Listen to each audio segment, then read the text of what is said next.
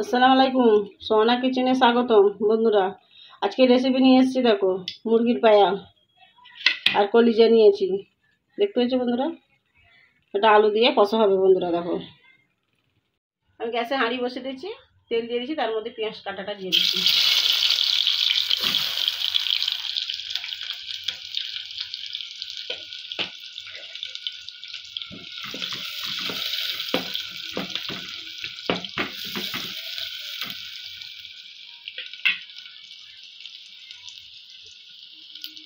দুটো তেজপাতা,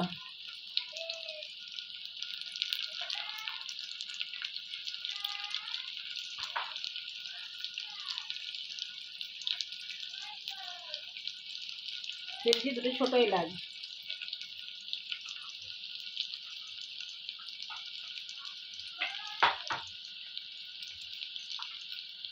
আর দিয়ে দিলাম দুটো লবঙ্গ বন্ধুরা।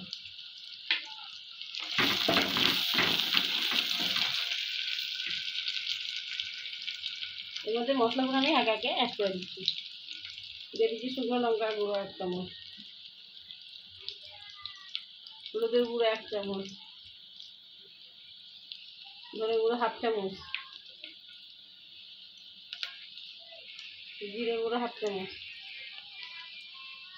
লবণ দিয়ে দিচ্ছি 1 চামচ।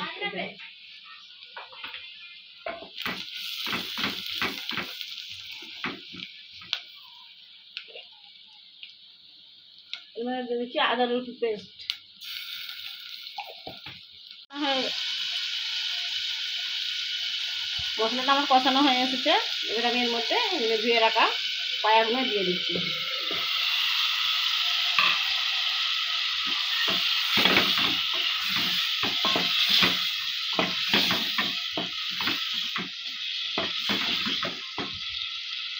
আর দিয়ে দিচ্ছি কেটে রাখা আলু, একসঙ্গে কষে নেবো আমি।